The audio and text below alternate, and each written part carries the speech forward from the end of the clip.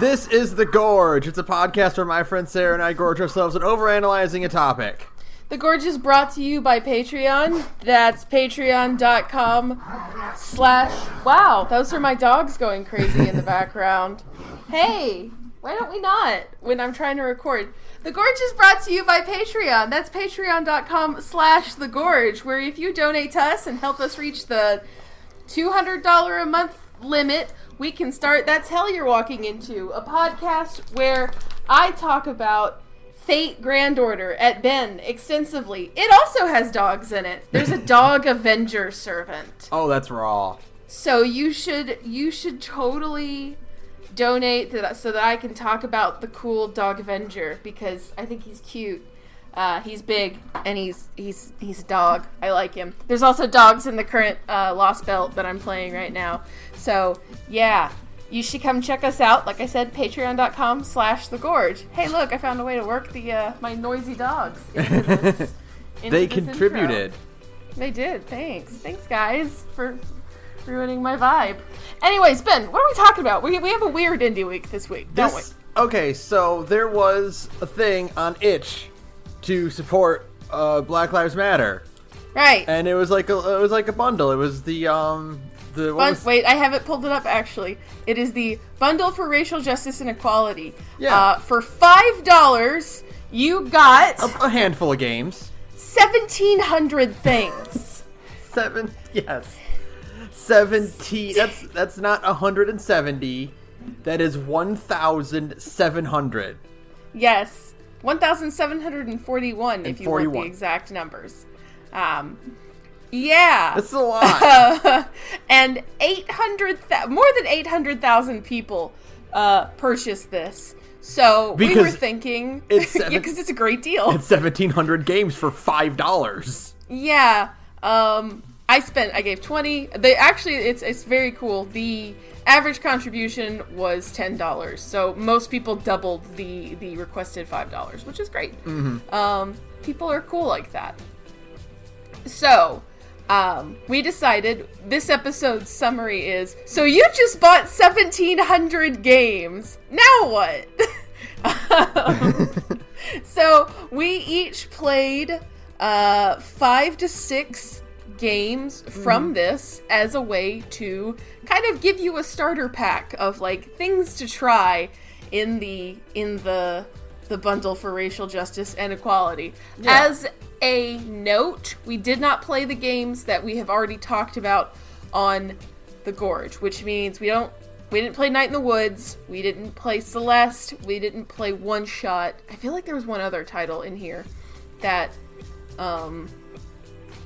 we've talked about before. I know those are the 3 big ones. Mm-hmm. We've talked about those extensively. Each of those got an over-hour-long episode about them. If the bundle were just those 3, that would still be an incredible deal. An incredible deal. The fact that, like, it's Night in the Woods, Celeste, Oxenfree is another, like, big game that normally costs, like, $20. Overland's in this. Overland is in this. I know A Short Hike is in this, and it costs $20. There's also, just because I wanted to point it out, there are tabletop systems in here too, and there are actually 2 tabletop systems that I've played one and I really want to play the other. Both of those are more than $20. So there's Lancer, which is about piloting mechs, and there's Blades in the Dark, which is a system that I am currently playing on Big Gay Nerds, my other podcast. Both of those are in this bundle. So there's all kinds of stuff. So again, there's a reason over 800,000 people bought this. Mm-hmm. We're just going to do an overview of some of the things we've played to maybe help, guide you in the right direction. Mm-hmm. So, that being said, how do you want to start? Do we want to go down like the list? Do we just want to go like we go back and forth like we kind of do for our Game of the Year thing? Yeah, we can just go back and forth. Okay. I think we should institute hopefully like a 5 to 10 minute limit, unless it just like really revs our Harley. You know what I mean? So because otherwise we'll be here for 6 hours. Right. So you get to go first. I've been talking, so you get to go first. So the only one on this list that I actually managed to complete, okay, was Minute. Oh, yeah. Okay, that one I know about, but I did not play. Yeah. So tell me about Minute. Minute is a game by Devolver Digital, so you know it's good. Yep. The premise behind it is that you play this little duck-looking dude. Mm-hmm. It's all black and white, too. Like 1-bit style. Mm-hmm. The idea is you pick up a magic sword that is cursed. And the curse is that you will die and respawn once a minute. Okay. So it's very much like Majora's Mask in that way, in that you are constantly dying and resetting. Mm-hmm. But like certain parts of it will of the world will persist. Okay. Yeah. But so it's like the challenge is, seeing what kind of progress you can make in 1 minute. Because what it is there's like 4 spawn points you can set. Like you can set you start off at your house, and then you can set like a trailer in a desert area, or a little tropical island, or a tropical house on like an island. Mm-hmm. And you can set those as your spawn point, so that you can kind of take care of everything you need to within the area. Yeah. Without having to like constantly run back to wherever it was where you died last. Right, because you only have a minute to get there. Mm-hmm. And then you still have to do things when you do get there. Okay, that's neat. Yeah. It's really cool. It's got this really nice, like, fun, quirky, cute storytelling to it. Mm-hmm. Like, there's all the NPCs are like little animal guys. Right. And they'll react if you hit them with your sword. Like, they'll get upset at you and stuff. Aw, cute. Okay. I've seen the art for it, and it was on my like short list of stuff I wanted to try, but other stuff just took priority. Yeah, but I've seen the art for it. It's very charming. Mm-hmm. It's very, it's very like go. Like, you don't really have time to stop and think about what you need to do next. Like, you have to kind of see where you can get to within that minute and like plan out your route per minute. Yeah. It is really cool. It was a lot of fun. It had a lot of creativity. It had a boss that I did not expect. Oh, really? Yeah, so that was cool. It was the one that out of this list that I'm like, I need to finish this one. Right, yeah, so you can kind of see how it wraps up. Mm-hmm. It has a new game plus. It cuts it down to 40 seconds. Oh, God. Is there a version that doesn't have the minute thing? I don't know. I don't think so. I think it's just the extra hard mode. Okay. But like the some of the items you pick up will persist in New Game Plus. Like you get the hearts you get for your life and stuff, and like some of the items that you pick up. Okay. That's cool. So it kind of speeds it along, and that's why they give you the 40-second mode instead. Okay. Mm. Neat. Yeah, really cool. It's like a Zelda-like, like a top-down Zelda-like, basically. Mm-hmm. Okay. Well then, let's see. I'll go down from the beginning of my list to the one that caught my eye, like, visually. It was fine. I finished it. A lot of the ones I played were very short because I just kind of wanted to try a bunch of short stuff. I tried Timeout. Ooh. I don't know if you saw that one on the list. I didn't, but the name sounds similar to what Minute is. It is more...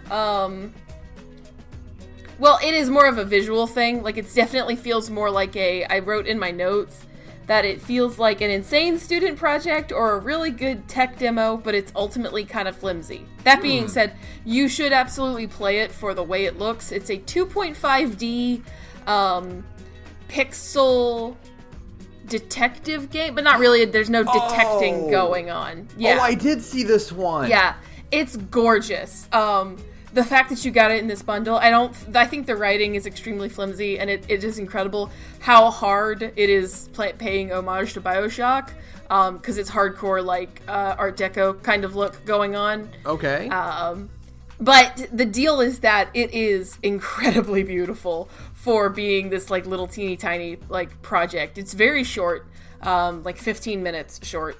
But I played it like twice because I just was like, this is so pretty. Because it's like that Octopath Traveler kind of look. Yeah. Mm-hmm.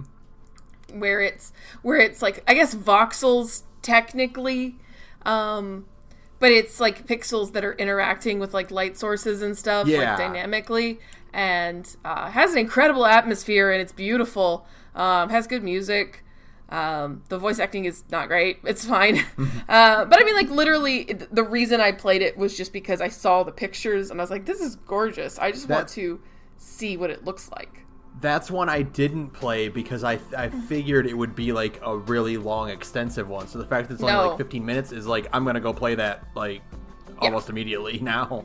Yeah, the premise is that, and again, it's a pretty guided experience. Like, there isn't any actual, I wouldn't say any, like, real substantial gameplay to be had, except for a couple combat encounters.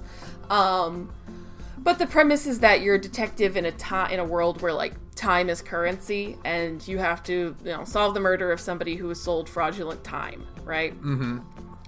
But there isn't a lot of solving going on. Again, you are mostly doing this to take in the atmosphere. And it is incredibly atmospheric in its defense. So it's a bit more of like a walking simulator. It is basically a walking simulator. That's still, a very cool. Short walking. It's fine. Again, these games basically come out to costing you pennies. Of course, you should just try it. You know what I mean? Yeah. This game probably costs the equivalent of like 2 pennies. You should. I say go play it because again, it's an extremely short experience and it is beautiful. Like, I was just consistently taken away by how pretty the effects were and how just the light effect. It just feels like this was something somebody made to show off their very cool voxel renderer, and they just kind of stapled a game together around it kind of haphazardly just to show it. And it's like, that's fine because the actual artistry behind like the lighting and the color palette and the weather effects and all of that stuff, you see it and you're just like, oh yeah, this is pretty stunning. So like, just for that reason alone, just to see something beautiful, you should play Time Out. Yeah. So what you got? Next one I played is kind of continuing the 2D Zelda theme I kind of had going. I played Lena's Inception. I saw that one on the front page. Yes. Tell me about it. That is a game where it is very clearly harping on Zelda. Yeah, because even the title looks like it. The idea is that you play as a school teacher whose school gets glitched out. Oh. And so you go to find the legendary hero who looks like Link but blue. Right. But he's still a rookie. And so when you take him to the tutorial dungeon to show him how to do things, he gets killed. And you get the magic sword. Okay, fun. And then what it becomes is a very small, abridged version of Link's Awakening. Cute. You are on an island, and like the map is kind of relatively small, and you go to different dungeons, and the dungeons are all procedurally generated, which is kind of cool. So it's just neat. A bunch of random generated grids that show up. You have this cool thing where you can tell. You get a chicken that follows you around. Right. And you can tell when you've cleared the enemies, because if there's enemies on the screen, the chicken will leave.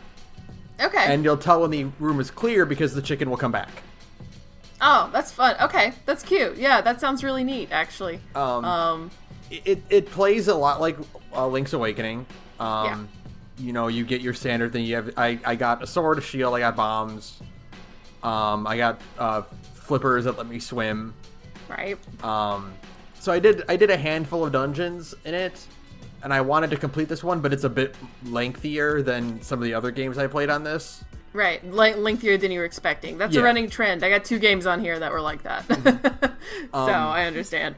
But it does the cool kind of glitching effect that you're a sucker for, I'm a sucker for. I'm a huge sap for that exact aesthetic.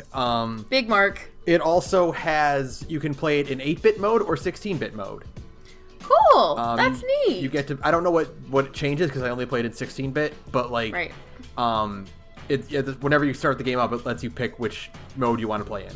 Oh, that's fun. Okay, Yeah. that's actually really neat. Just, I mean, because these are indie titles. That is twice as much work. Yeah, that's a total work. That's twice as much work. So that's actually very cool to put that extra bit of effort into it. Good for them. That's awesome. It sounds cute though. Yeah. I like stories. I like stories like that where it's like, oh, the actual legendary hero is dead. Well, some rando's got to do the job. Yeah. I like stuff like that. So that's good. Okay, I've got next on my list, this one I literally picked because it had my name in it. It's called Dreaming Sara. Ooh. And it is I guess kind of a Metroidvania. But Ooh. it's a pretty short Metroidvania. I'd say about, maybe like an hour or two. Pretty digestible. And it all depends on how like hardcore you're going to go into the exploration of it all, because the deal is that it has a pretty simple aesthetic. Like, it isn't as elaborately beautiful as Time Out was, but the deal is that this is a dream. You are literally playing a Metroidvania in some girl named Sarah's dream, and so all of the different locations are kind of strung together with extreme dream logic. Where you walk in a door and you're in a completely different, like, you enter a mirror and you're in a desert all of a sudden, you know? Ooh, I like that. It is very cool. The power-ups you get to help you traverse to different areas on the map are, they're all kind of odd. Like, you get like a Peach style in, like Mario 2, you get like a Peach style hover because you have an umbrella. One of the things you get is just a pill that lets you go back to the beginning of the game, because backtracking is kind of weird, because there is no map is the only thing. There's no map in this Metroidvania, because it is kind of meant to be like you're just kind of making your way through. Right. But so you have like a pill that takes you back. You have a shell necklace that turns you into a fish, and that's how you go through water levels. And like there's all kinds of, you get glasses that let you see like the really strange stuff, like all the hidden things. And so it all kind of operates on this incredible dream logic of just, you know, you go somewhere and there's just like really strange things just waiting for you at the bottom of like where a map might end.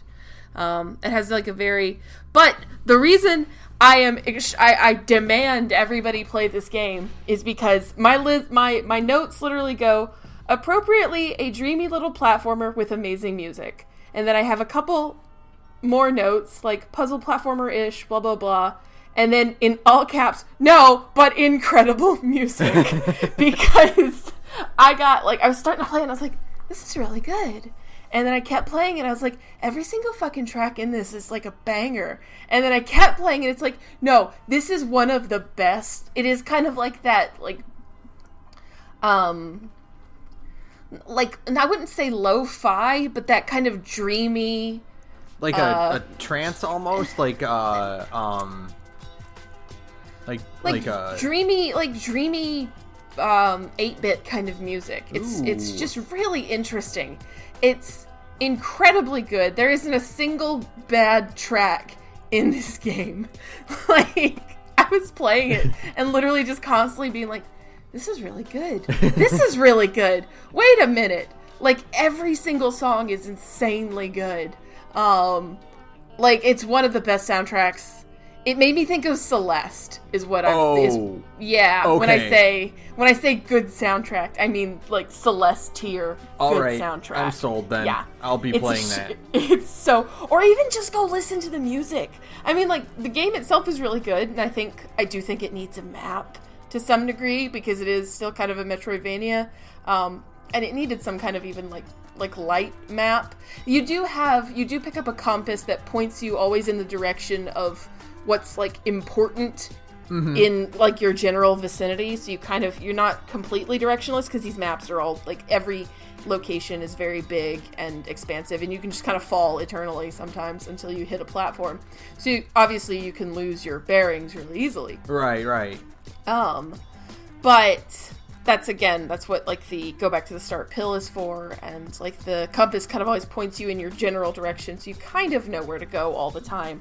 But there's all kinds of just like these little. At one point, I came out of like a random portal, and I was on a perfectly like a Mario, like a 2D Mario Galaxy planet that was just a perfect circle. So you'd run around it, and you're upside down, and then there's like on the upside down part of it, there's a bar you go into, and somebody's playing a piano, and it's all very like it is that dream logic of just like very cool little set pieces, and it starts out with very simple kind of like I was like, oh, this isn't like it wasn't really like wowing me with its visual style, but then after I kind of got deeper into it and it started to kind of come apart, you're like, oh, okay, I get it now. Like, it's very, I really liked it. And again, go listen to the soundtrack on YouTube. It's so good.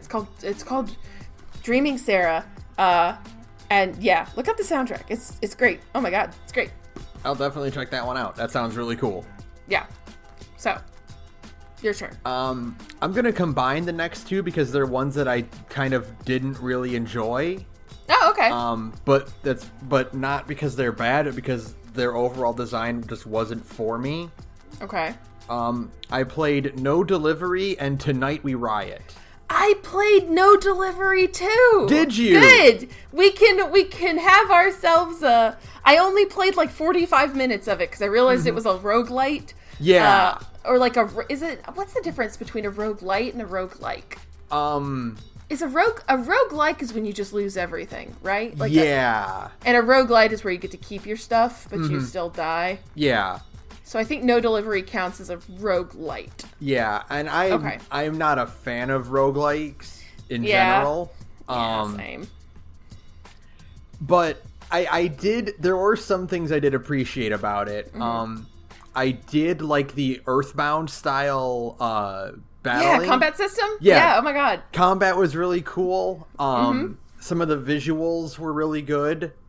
I think the general art style and like the whole tone. I'm also a sucker for haunted, like, you know, basically a haunted Chuck E. Cheese's again, but like, you know, eviler than Freddy Fazbear's. Right. You know? Yeah. So I dug the kind of visual style and tone of that. I also liked how gross it was. Yeah, everything is just disgusting. It is vile, which is the truth about those Chuck E. Cheese places and why they're all going bankrupt now. All the sinks are broken. You have to put your hand in toilets. You just walk around picking up trash and giving it to the trash can monster.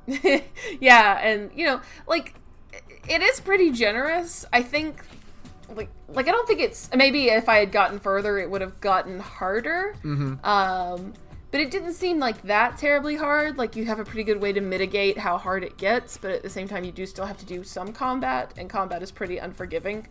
So I died, like, twice, and I was like, this is interesting, and I might try it again, but I did ultimately kind of bounce off of it, because, again, I'm not a big roguelite fan, like you said. But it was... I like the tone. Yeah. And I think I think this is by, and I'm not sure. Do you remember that game that the Super Best Friends played during a shitstorm a few years ago that was like an evil sleepaway camp?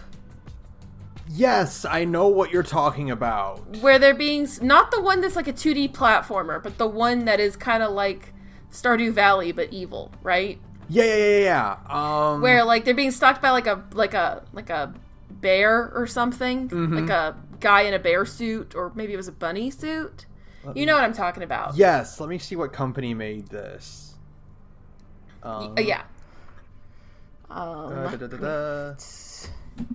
No Delivery. So it's just by. It's called Oats. Where do I view all by Oats? No? Maybe not.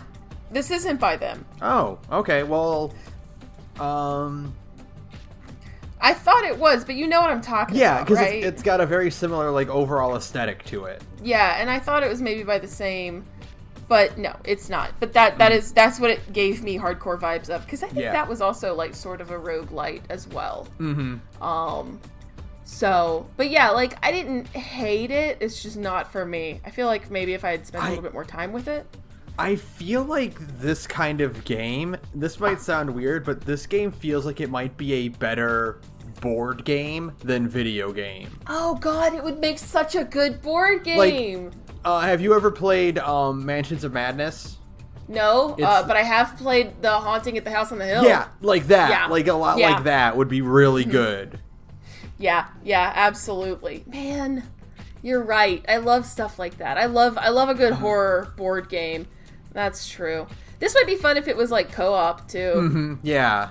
You know, if there was like an online way to play, like you and me playing it would probably be a blast. I mean, all games are inherently better with co-op because like even a bad game is fun if you're playing it with like a friend. But still, I think with a little bit of cooperative and having a second party member even would have maybe felt a little bit more fair. Right. I guess that kind of tones down the horror aspect. Mm-hmm. So maybe, who knows? Maybe you play the game. Maybe eventually, if you play long enough, you get a second party member. There's enough space on the menu for it. I don't know. But then you also played Tonight We Riot. Yes, and I was a little let down by it. Okay. It's like a beat 'em up, isn't it? Well, that's the thing. I mean, if you look for it on Steam or on itch, like the cover art for it looks like a beat 'em up, like a standard Final Fight or Streets of Rage style beat 'em up, right? Yeah. But when you get to the actual gameplay, it's more, I guess, like squad based beat 'em up. Okay. In that your strength is more determined by how many little like guys you can recruit into your riot, right? Than like playing as one character fighting, thugs in the street kind of thing. Right. Yeah. So I was expecting like a Final Fight. Mm-hmm. And instead I kind of got this like it was a bit more resource management. It's like a resource management beat 'em up, I guess. Okay. Now see that as a side note, because I don't think you know, but I know because I follow them. Tonight We Riot is published by Means TV. And I guess Means TV has like a game publishing wing now. Means TV is a collectively owned socialist basically content platform that's run as like kind of as cooperative, where like everybody. So like the concept of like, it can't just be done by one person. It has to be done by like a group of people. Right. Kind of jives with like their general mission statement. That being said, like I wrote down really cool idea, but not fun for me to play. Right. Yeah, I get that. Yeah, I'm looking at like screenshots and stuff on itch now. If you look at like the cover art for it, like that's not the aesthetic I really got when I actually played the game. Yeah, I'm seeing the screenshots now. Like I was expecting like a Mother Russia Bleeds kind of like hyper violent, beat 'em up, but yeah, I mean it didn't the overall gameplay, the resource management, the trying to keep everyone alive kind of thing didn't really jive with me. Yeah. But I'm sure there's definitely an audience for this game out there. Oh, sure. And I can't think of a better game to fit this bundle than this one. I know, right? Yeah. Absolutely. It kicks ass. Just for that reason alone. I might give it a shot myself because, again, I do follow the Means TV people. So, I don't know. I might just give it a shot just to see what they've put together and hope they keep publishing things. So. Let's see. So I covered No Delivery. So the next one on my list, I played it like basically before we got on the call, is Escaped Chasm. It's another really short game by Temmie, the person who did like the art or a lot of the art for Undertale. Which is literally why I was like, oh, this is Temmie. That means it's Undertale adjacent. Yeah. That means I'm like contractually obligated as somebody who really, really likes Undertale to play this. And then I found out that Toby Fox did the music. I played this one too. Okay, good. Because it was really 15 short, minutes long. Yeah, exactly. it is big Undertale vibes, and I really hope she makes the rest of it at some point. Yeah. This is a tech demo for her. Like, she flat out says it at the end. Yeah. Which we'll talk about in 2 seconds. Yeah. This is the big standout thing. I feel like it's coming back around to me just being like, this is aesthetically pretty, and that's why I picked it out of the list of 1,700 things. So, because I was like, oh, Temmie is a good artist. This is probably going to be full of good art. Guess what? Yeah. How about those fucking animated sequences, though? Right? Holy shit. Wow. They are gorgeous. I want nothing more than a full game with fucking animated sequences like these, because the opening sequence of this game is breathtaking. Yeah. That's the word for it. It is so beautiful and so fluid and so, I mean, all of them, even like the little dream sequences she's having have so much character and so much like fluidity of motion, even though they're kind of like scratchy doodle characters. It's like, oh wow, yeah, this is gorgeous. Like, it's so beautiful. Like, that's reason enough to play it, frankly. Just to kind of take in the artistry of it all. Right. But I did get to the part where you talk to Temmie. Yes. And nobody understands me more than Temmie, because you can talk to her and ask her questions, and you can ask about the demon guy, and she goes, you can say his character design. I literally wrote this down because I thought it was so funny. You go, his character design, then Temmie goes, what about it? And then you go, did he need to be a handsome demon man? And she just says, yes. That's it. I'm like, yes, you get it. It's the same as in Deltarune. Yeah. When Temmie needs to go to college, but all she's doing is reading a manga about a hot demon guy. That might be a reference to Escaped Chasm. I don't know which one came out first. I think Escaped Chasm came out first, and then Deltarune came out pretty soon after that. I'm not sure. But yeah, no, Temmie understands me. Temmie knows. This is, I feel like it's come full circle, too, because I'm just going to say it, big Homestuck energy. Big old Homestuck energy. It's fine. We know. The circle of Homestuck exists. Toby Fox does music for Homestuck. Toby Fox makes Undertale. Temmie does art for Undertale. Temmie makes a game that feels very much like Homestuck. And Toby Fox also makes the music for that, too. Yeah. Yeah, no. Huge Homestuck energy, considering this is about a girl literally stuck at home. Who looks a lot like Jade Harley, I'm just going to say. I was going to say. Yeah, no, it's fine. I got it, too. Yeah. I got the same vibes. It's fine. She's a little lonely chick with giant glasses. Yeah. But, like, I mean, the big selling point really is, like, the art. Again, it's Time Out. It's a lot shorter. I think the writing in this is a whole hell of a lot better than the writing in Time Out. Okay. Yeah. So, which isn't saying much. It is such a little sliver of a game. But, you know, the writing in Time Out was not very good. That's not why you're playing it, though. Yeah. Yeah. This game does such a fantastic job of atmospheric. Yes. Of creating that melancholy, that loneliness. I know. Just by being entirely blue. It is so blue. And that's like, so when you actually come out of the basement and there's Orange Demon guy, it's like, oh, you're new. And then everything starts coming apart, and like, yeah, it's really interesting. I would really like to see where this goes, and if Temmie would ever actually make the full game, because it seems like the hook is that you leave and you turn into like a furry, basically, again, Jade, and you're looking for like the bunny chick.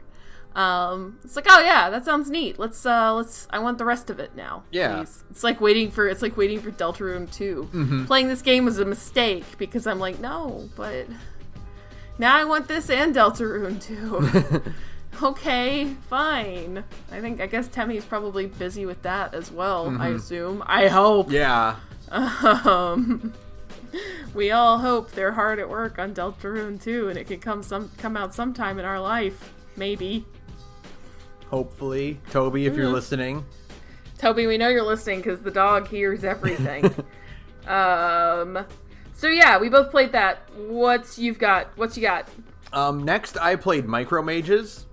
Ooh, this one I don't even know anything about. Talk to me. Micro Mages is a very good NES game. Okay. The premise, have you ever actually played the original real Ice Climbers? No. Okay. The idea is that it's a tower climb game. Okay. Where in Micro Mages, the idea is that you are doing platforming to scale the floors of a tower while the screen slowly moves up. Okay. So like you can't, you have to keep moving. Yeah. It's got 4-player co-op, which I thought was really cool. Oh, that is neat. But the single player is it's pretty basic, but the mechanics in it feel like really, really solid. The jump feels really good. Your energy blast does the amount of damage you would expect it to do. Vital. Mm-hmm. You can aim directly up, which is nice. Oh yeah. It's got this really nice, heavy feeling jump that's satisfying while you're trying to scale things. The art does the 8-bit thing, but not in a way that's like egregious that you see a lot of other 8-bit pixel games doing. It feels like it could be an NES game. Okay, that's awesome. It's got some exceptional boss designs too. Ooh, like, okay. You know how like NES games would have bosses that are really more like just environment than they are like an actual enemy you fight? Yeah. Yeah, the end of Doom 2. I know. Yeah. I know that's not NES, but the end of Doom 2 is a wall texture. Yeah. Yeah, it's like that, where it's just like, it's the thing, it's the big monster, and his hands are the things you can target, and they're moving on their own, that kind of thing. Yes, absolutely. Really, really good pixel art. What's it called again? Micro Mages. Micro Mage. Okay, It's got... I looked at it because it's got my absolute favorite design for a mage character. Vivi. Yeah, Vivi, which is just the all black face with the little glowing eyes and then the hood. This is cute. I'm like looking at the screenshots for it. Now this is good pickle art. Pixel art. Pickle art. It's fine.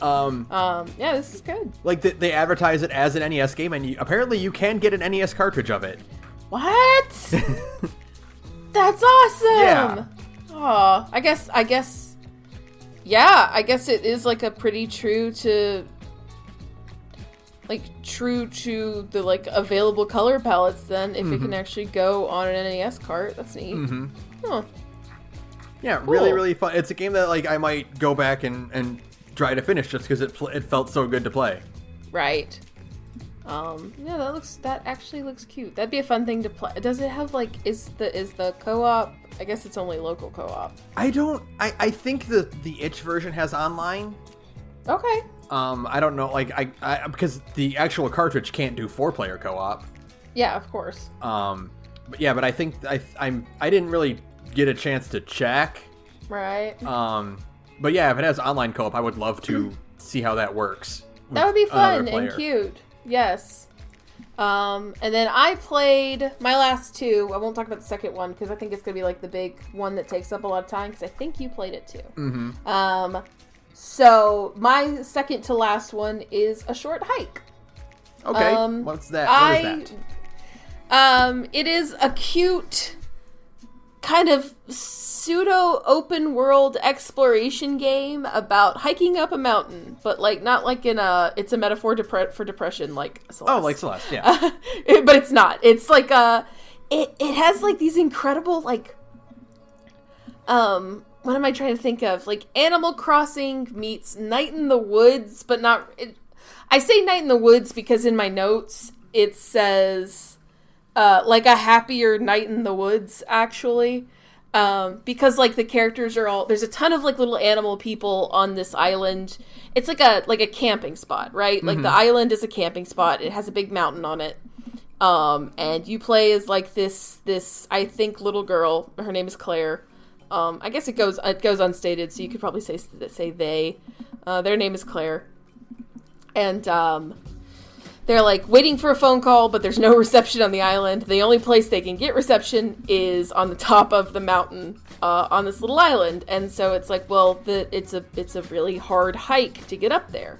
So you kind of have to go around like the base of the mountain and do like little chores for people and collect shells and coins and things like that to earn, basically like to expand your climbing meter, like Zelda in a way. Ooh. Like Breath of the Wild in a way, where okay. you can, once you expand your climbing meter, you can climb basically anything. It's just a matter of how much meter do you have to do it, and the meter depletes really quickly. Right. But I really liked it. Like, it might be my favorite game in this bundle. It's one of the more, like, big games. I know that it's, like, a $20 game normally. Mm-hmm. But I did finish it. It's about 2 hours. I think it's about 2 or 3 hours long, and I got about an hour in. I didn't finish it because I just wanted to move on to other things. You know, I just wanted to try a couple other games. But I really, really liked it. I really want to come back to it. Because it is just so damn charming. The music is really good. The visuals are, like I said, they're little squatty, big-headed animal characters, like kind of like a weird mashup of Animal Crossing and Night in the Woods. Yeah, I'm looking at screenshots now, and like I can totally see that combination there. Yeah, it has like a kind of painterly watercolor aesthetic, and it's just really soothing. I mean, that was the big thing, was that it was just so relaxing. There's no real pressure. You can just kind of take your time to get ready to climb up the mountain. I say open world because once they let you go, you can just go, and the only thing limiting you is how far you can climb up the side of the mountain, kind of thing. Right. So like Breath of the Wild, where it's like, yeah, you can go to Hyrule Castle. Right. But are you able to? Right. You know? And so there's just all kinds of little characters to interact with, and everybody has so much charm and personality. I really, really liked this one. This one is kind of worth the cost of admission on its own. Also, like, in tandem with, like, Celeste and Night in the Woods and Overland and One Shot. I think A Short Hike is worth the cost of the bundle on its own. I really, really liked it. I keep saying it, but I just thought it was so good. It's so it feels like the ideal game for young children to get into. Like, it's a great, I feel like it'd be a great game to make to get like a 6 or 7 year old to kind of play video. But unlike Watam, which was another game we played that was kind of explicitly for children, this feels like a game that is very much like something that like children and adults can play and like really enjoy. Because if you're an adult and you're playing A Short Hike, then it's like it's very therapeutic. It's soothing. The music is good. It's kind of like this little tropical. There's little nooks and crannies to explore everywhere. Like, you can find like a little island, and there's a gliding mechanic. So again, like Breath of the Wild, because you're a bird. So you can glide on like the wind, and there's little there's like heat vents coming up from the island that can lift you up further. All kinds of stuff. I'm just it has more depth and like explorability, I guess, than I expected, because you can just constantly find like new little things, and there's tons of little like items you earn from talking to people. Like you get like a shovel to dig things up, so that's again the Animal Crossing vibes coming through.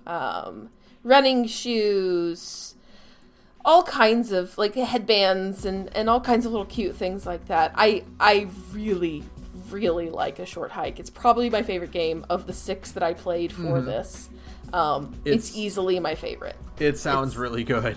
It is so good. Like, you should play it. Just especially because things are stressful out there right now. I don't know if you've noticed. Yeah.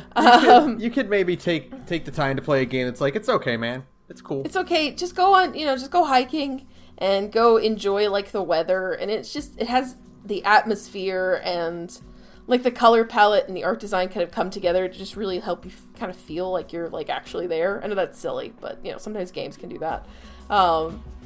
And it's soothing. It's very comfortable. It's comfy. Yeah. All the characters are very funny and nice. The rock climbing club is just 2 people, and if you point that out, one of them gets very, very cross.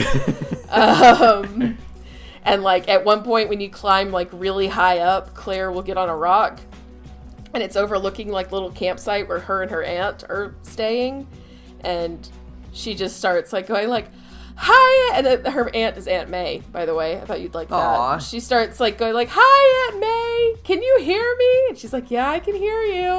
Okay. And it's just cute. It's just cute and good and wholesome and cozy. Massive recommend. I demand you play it. Because it is soothing. So yeah, that's my favorite game of the bundle. Absolutely. Or of the games of the bundle that I've played so far. I will definitely check that one out. Big recommend. So before we get to the big one. Right, the one that I feel like you and I are both going to talk about a lot. Yeah, there are 2 that I played. Okay. So I just, because again, like there's some that I'm like, I kind of abandoned to find something that I could play more substantially. Sure. But unlike No Delivery and Tonight We Riot, this one I abandoned because I'm like, no, this deserves more. Yeah, okay, you mentioned this one. I played Pagan Autogeny, or Autogeny, I don't know how to pronounce it. I don't know, maybe Autogeny? Yeah, it's something. It is a game where you stumble upon a dead MMO. Ooh! Kind of like the one game we played for Indie Week, the horror game. Yes, I know what you're talking about. No, I don't even know what it's called, but I do know what you're talking about. Yeah. It is very bizarre, very dreary, and haunting. Yes. I don't know what it wants from me. I don't know what I'm doing in it. Okay. And that's the point. Right. Because there is no set goal. You are exploring and things happen. There was a point where I was walking around. I don't know if everyone starts in there, but I started in an abandoned mall, and I left the mall, and I went and I was wandering around this fog-covered town, and then I found a car, and I went to just investigate the car, and then the game put me in the car, and the car started driving away. Oh! And so I left that area for good. Okay. So I wasn't done exploring that area, but the game said I was. Okay. Cool. Oh wow. I don't, and I'm like, I don't know where I can look at for like what I'm doing in this. Right. Like, what is the purpose of this? If there is a purpose at all. So looking at, but like I read up on like because it's on Steam as well. Sure. The game, someone described the game as necrorealism. Huh. It's got that very like low poly PS1 era style like art to it. Yeah. Textures like show. Textures loading and kind of jiggling a little bit. Yep.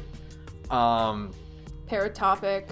Yes, paratopic is what it made me think of. Or is it paratropic? It's paratopic, I think. Okay. Yeah, very, very much like that. Yeah.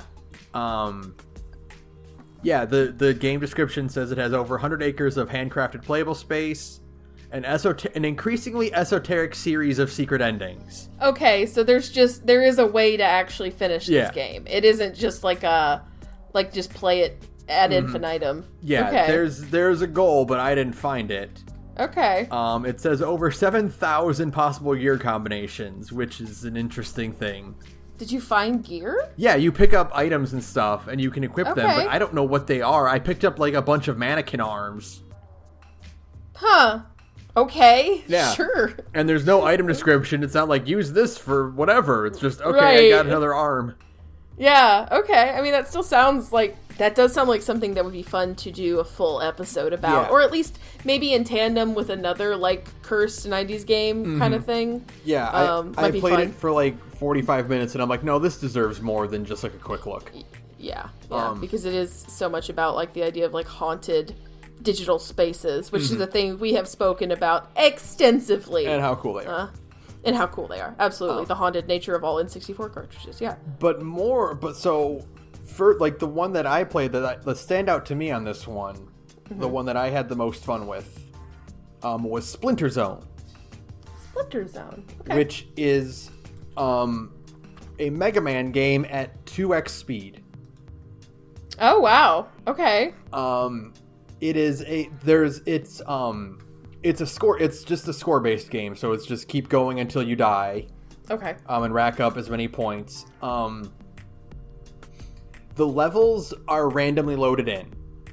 So when you beat a level, it randomly loads another level. There's like a zillion levels that are built in it, and it'll just load a new one for you.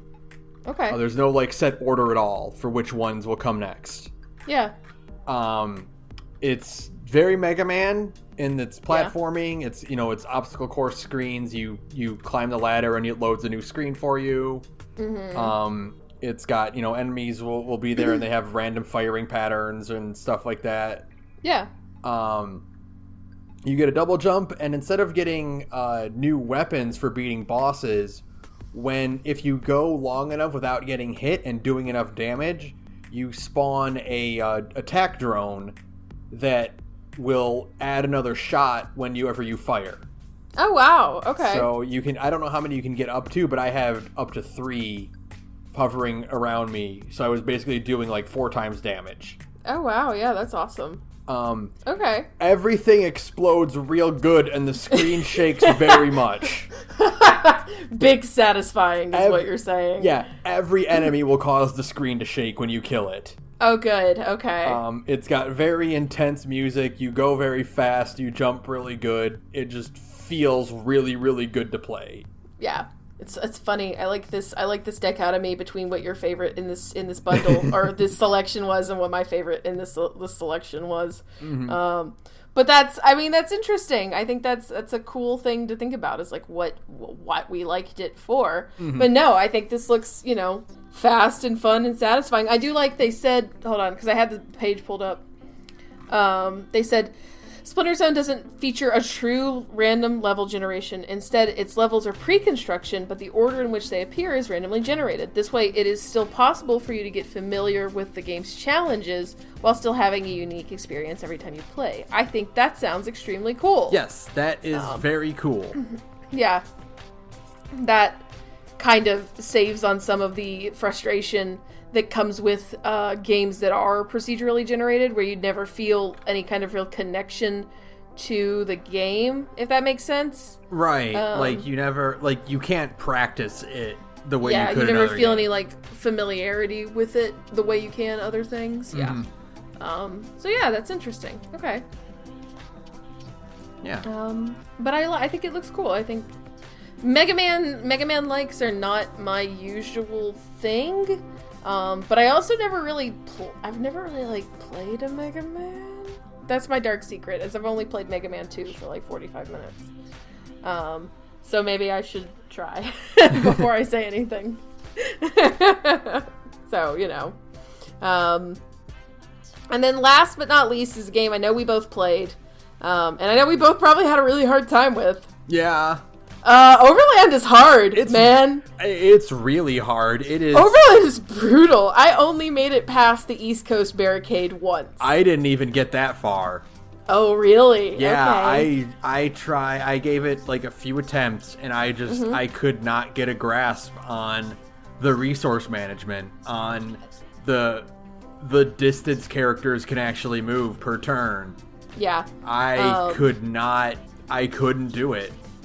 The thing that kind of messed with me was more so the little monster dealies, their movement rules. Yeah. That was my big problem, and I feel like this might be its own kind of roguelike in a way, a strategic turn-based roguelike, I guess, because it is randomly, again, every screen is randomly generated. And failure is meant to teach you things. I learned that the little chittery ones... So far I've encountered There's the original little teeny tiny ones. Those can be killed in one hit. I got a crowbar at one point, and that actually helped me get really far. I found a crowbar in a dumpster, and I was like, yes, because I don't think that thing breaks. So you can just carry that with you, right? Mm-hmm. So those can die in one hit, and then the big guys take 2, and then there's another breed you meet once you get past the East Coast Barricade that can hit you twice on a round, which means it can kill you instantly, basically. Right. It's brutal. I mean, yeah, Overland is hard as shit. That's what I learned. It is resource management at its most brutal, simplistic form. You can carry 2 things. Sometimes you can get randomly generated characters who can only carry 1 thing. I got a guy who I met in my like 2nd or 3rd run who could only carry 1 item, which was like, oh, okay, that's rough. But you need the 2nd pair of hands, you know? Yeah. But I mean, it's hard, but I still really liked it. I always knew I was going to like Overland. Like, when I first saw it at E3, like, 2 years ago, I was always like, no, this is my kind of game. Even though it's really hard, and I'm just going to have to keep kind of throwing myself into it semi-regularly, it kind of feels like my kind of roguelike, where it's kind of that hybrid of turn-based strategy. So there isn't so much like twitch reflexes involved, which I have no twitch reflexes. I'm an adult woman. I have no twitch reflexes to speak of. What do you think I am, 14? And yeah, there's still like a degree of planning, and once you can start doing like undoing, once you end turn, you can't undo, obviously. Right. It would be really nice if I could have the rewind function from Fire Emblem in here. Yeah. That would have made things great. Or even just, like, because, like, I think if I had, like, a single thing that would make the game more manageably difficult is if you could mouse over the monsters and find out their movement range. Yeah, that would be really helpful. Because you can do that in Fire Emblem. You can put the cursor on them and see how far they can move.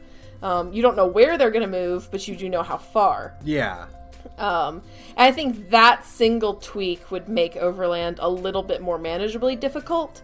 That being said, I feel like it's a thing you can get better at, because like I got further with every attempt. You can train yourself for that. Yeah.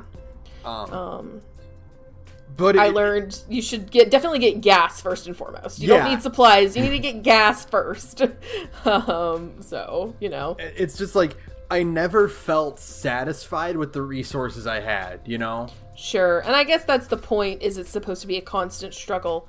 Because it is supposed to, I mean, I guess it is supposed to be hard. Like, that's the idea, is it's the apocalypse. It's hard, you know?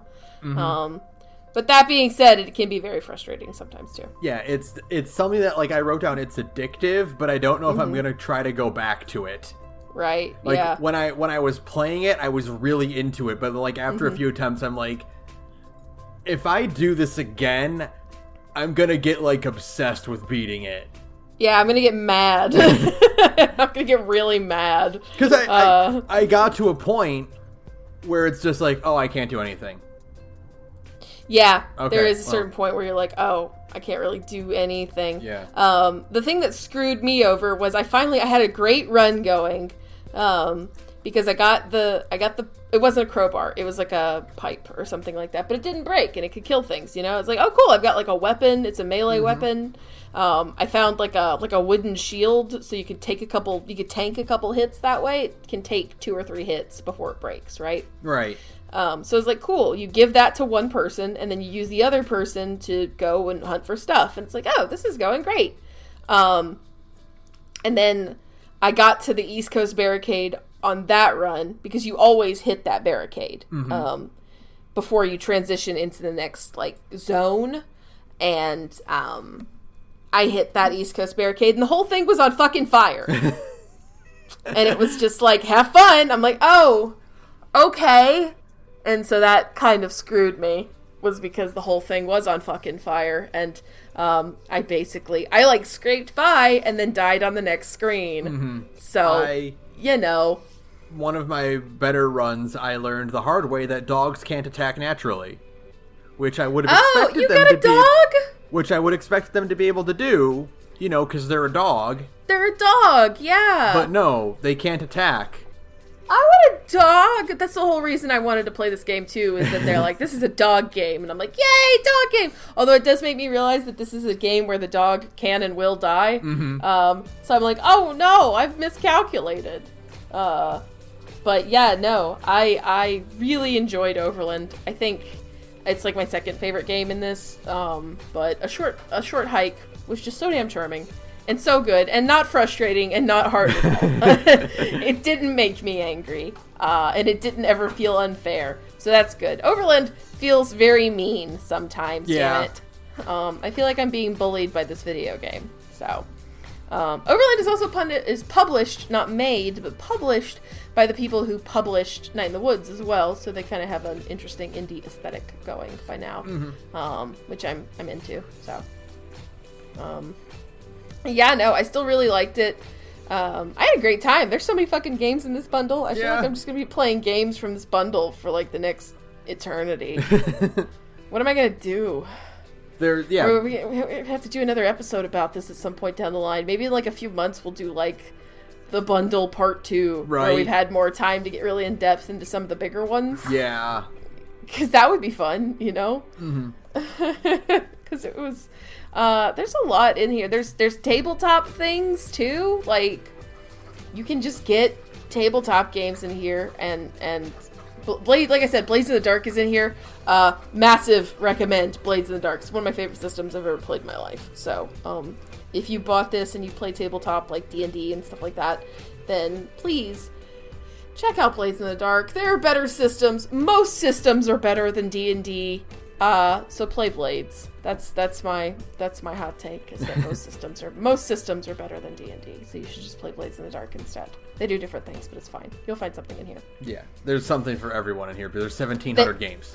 You have no choice but to find something for you in here, frankly. If you can't find something for you in here, or several somethings for you in here, there's probably something wrong with you. Yeah, no, it kicked ass. I'm just delighted by all of this. Mm-hmm. So yeah.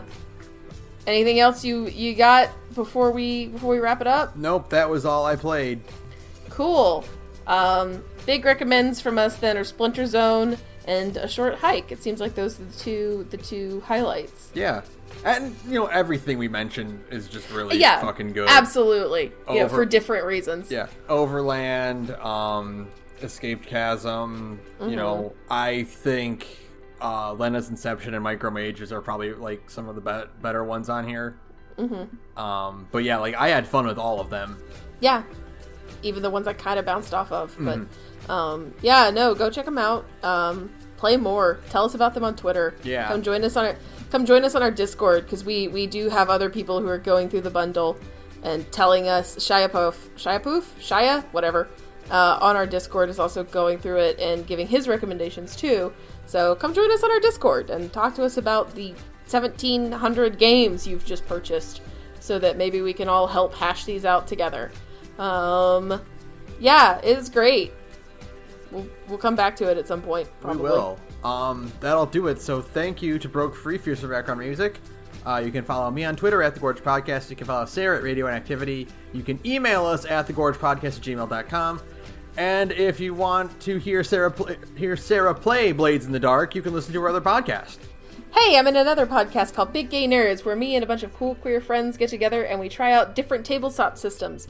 Right now, like I said, we're playing Blades in the Dark. We're in the finale of Blades in the Dark, which is extremely exciting and very cool. And some of the most fun I've ever had playing a tabletop game. So you should come check us out. We're at Big Gay Nerds on SoundCloud. That's all one word. And you can find the links to the rest of our social media from there. Thanks. All right, that'll do it for us. Oh, yeah, this one's easy. Fuck the police. Black Lives Matter. There we go. That's it. Yeah, fuck the police. Black Lives Matter. Good night, everyone. Good night, everyone.